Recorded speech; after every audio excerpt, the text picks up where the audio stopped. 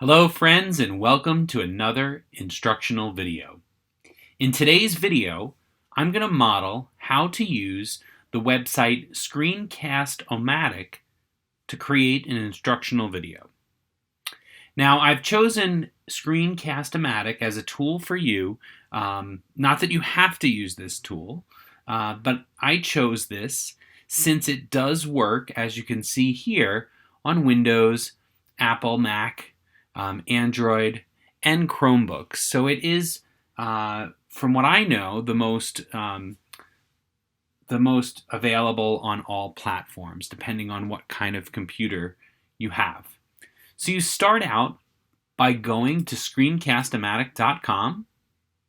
Once you're on that page, you're going to click this Record for Free button. Now you don't need to create an account. You are just going to download a small app that you'll use every time you create a screencast video, and you'll always come back to this website to launch that recorder. So I'm going to click this Record for Free, and I'll click Launch Free Recorder. I'm not sure why this takes so long, but it does then let me know that I have to install the recorder app. Okay. Double click on that. And this install process might look a little different depending on what kind of computer you are on. Right now I am on an Apple computer, so it looks like this.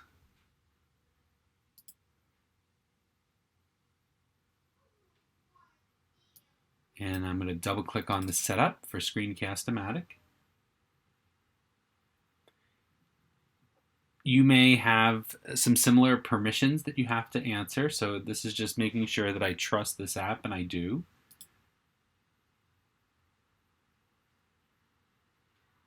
Okay, now it tells me to go back to my web browser and to start recording. So I'm going to close this little window, and now if I come over here and click this Launch Free Recorder,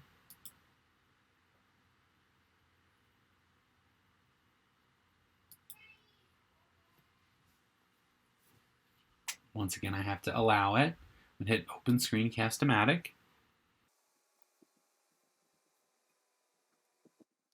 Now, I am not recording my whole screen. I'm creating a recording within a recording.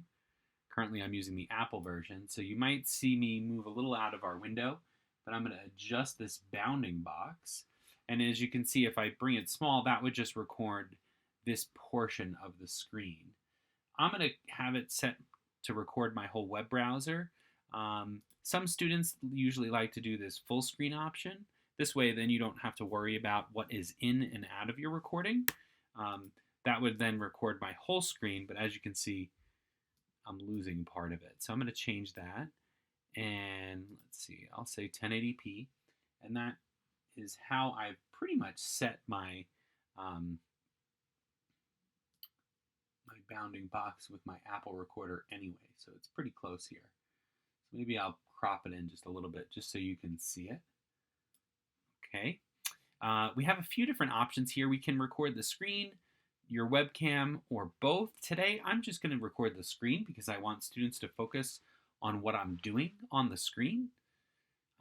Computer audio, this would be only if you get the paid version. I don't need the computer audio. That would be like if I were to play a YouTube video and I wanted the audio to record as well. But as you can see, my voice is being picked up by the computer's microphone. Right here you can see that little green area is moving up and down. If I click on this, I might have some different options. So I might, maybe if I was connected to Zoom, maybe I'd be recording that. Alternatively, if you have an external webcam, it might show up as another microphone. But I just want to make sure that I have that built-in microphone selected. And then I can auto adjust the volume. So I can hit auto adjust. Testing 1, 2, 3, 4, 5, 6. So now it's optimized for my voice. I'm going to click OK on that. And we are ready to record. There's actually one little piece, though, that I'm not showing you. So I'm going to shift this up a little bit. So now you should be able to see, and I'll move my bounding box down. So I'm kind of recording a recording within a recording, as I mentioned before. But I wanted to move this up so you could see this little record button, because sometimes this menu will disappear. Let's see. I can close that, and you'll notice that I just have this part down here. So I can bring up those settings with the little gear, but mainly I'm going to click that record button right here, that red one, when I am ready. Now, before we start the recording, I want to make sure that I have my presentation ready to record. So I've prepared before starting my video. I've made a plan of what the title of my presentation is, what the 2 objectives that I'm going to cover in there, and I also have a slide where I'm going to demonstrate the technique that I'm teaching. In my case, it's how to modify text in Google Slides. So I think I'm ready. I have a plan. I have my presentation, and now I'm ready to begin. I'm going to go ahead and click this record button. It'll count me down. Now I coughed on purpose, and you'll see why later. Hello, and welcome to my instructional video showing you how to modify text in Google Slides. We're going to cover the following objectives. First, I will change the text size, and second, I will change the font. On this third slide, I just have some sample text here. If I highlight that text, it's now selected. And then if I come up here, I have some different buttons that I can change that text with. So my first one, I wanted to change the size. So I can either do the plus and minus. I can make it bigger. I can make it smaller. Or if I have a particular size that I want to type in, 22, I can do that. Maybe I want to do 19.5. And then that fits perfectly.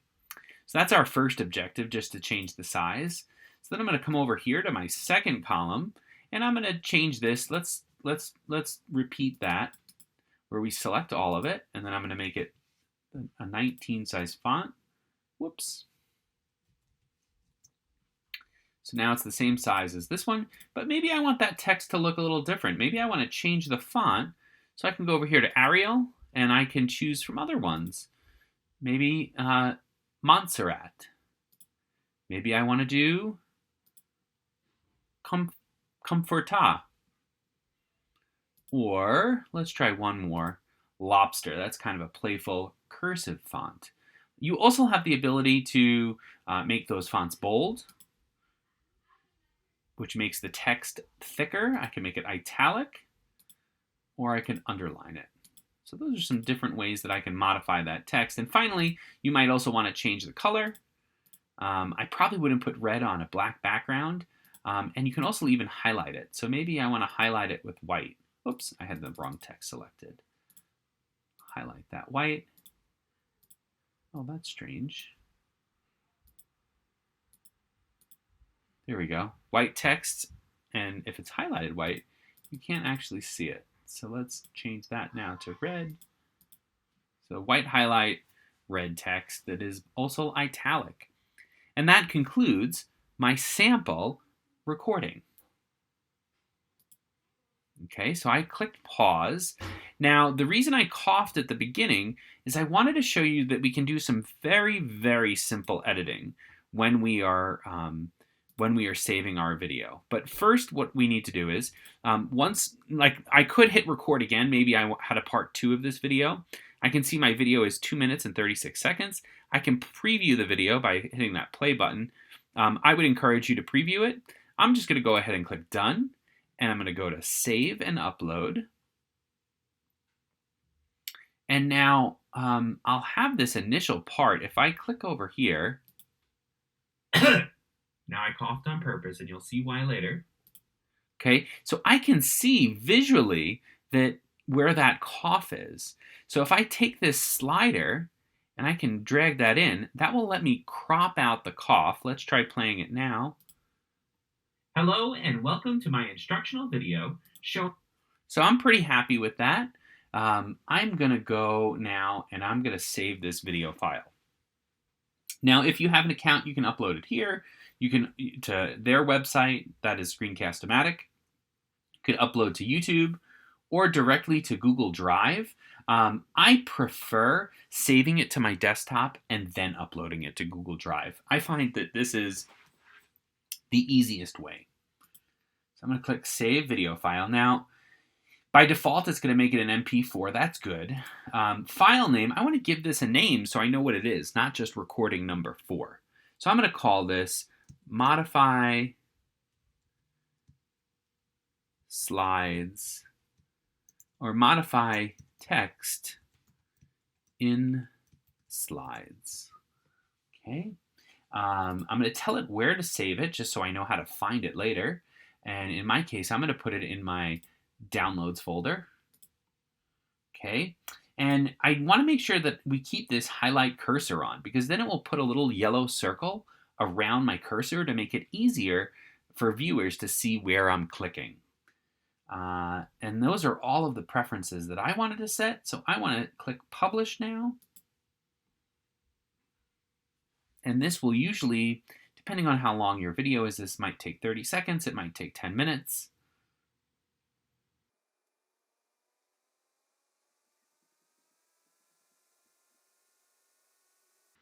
Okay, now that is complete. I can go to play the video right away. I can browse the folder where it is, or I can copy the path.